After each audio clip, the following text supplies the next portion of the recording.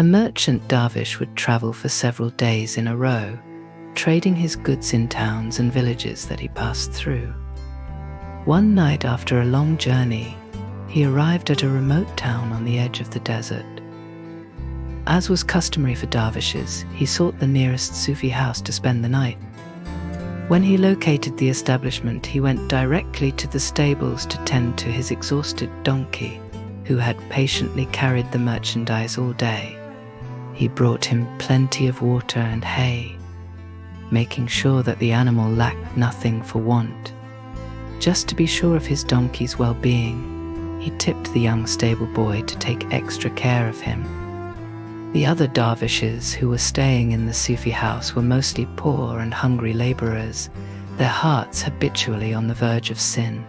When they realized that the newcomer had a donkey in the stables, they decided to take advantage of their sudden fortune. Unbeknown to the owner, they quickly sold the donkey to another guest who was leaving that very same night, and spent the money buying food and candles for the evening. As they began to prepare their meal, the men became progressively more agitated, excited that tonight everything was perfectly set for a grand feast. They extended much courtesy to the donkey's owner, bowing to him repeatedly and making him feel welcome. Meanwhile, among themselves, they silently celebrated the fact that they no longer needed to beg for a morsel of food, nor would they have to fast for lack of resources in the coming days.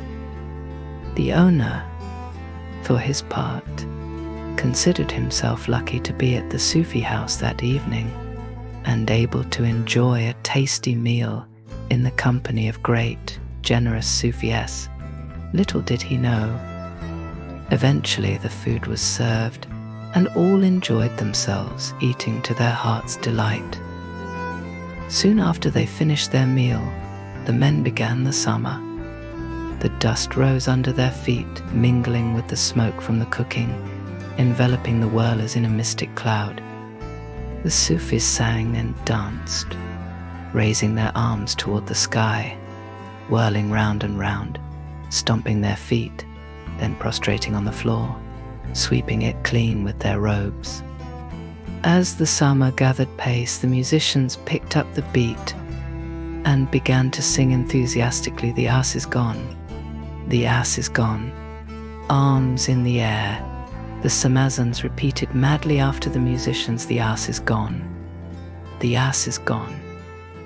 The owner of the donkey, unaware that it was his donkey they were singing about, joined in passionately and sang along with them, "The ass is gone, the ass is gone." The sama continued long into the night, lasting until dawn. At sunrise, the men left one by one on their separate ways, bidding each other warm farewells.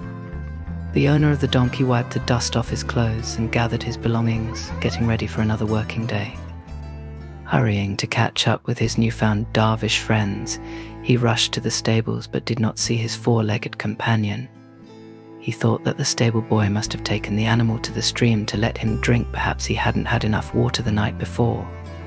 When the young boy finally appeared, the owner asked him about his donkey's whereabouts. The boy was confounded and told him that he had no idea what he was talking about.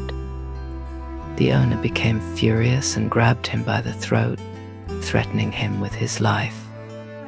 "I left my donkey in your care last night," he screamed. "You were meant to look after him.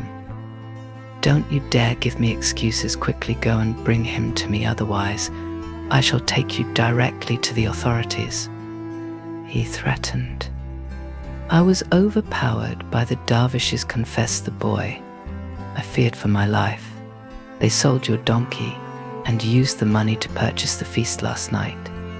To leave a loaf of bread with a group of hungry men is like throwing a scrawny cat to a pack of wild dogs," he exclaimed, trying to view the situation philosophically. "Supposing they took him from you by force, shouldn't you have informed me that they were stealing my donkey? If you had, I could have at least bought him back from the buyer or got the money out of this unruly lot, now that they've each gone their separate ways. How am I ever going to find them? What an irreparable injustice you've brought upon me," he whimpered.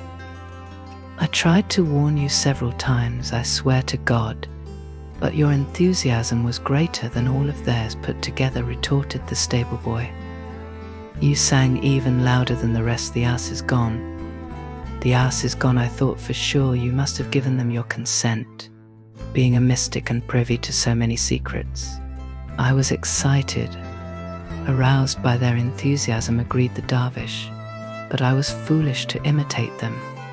Imitation has destroyed me. I curse it 1,000 times, for it has damaged me beyond repair.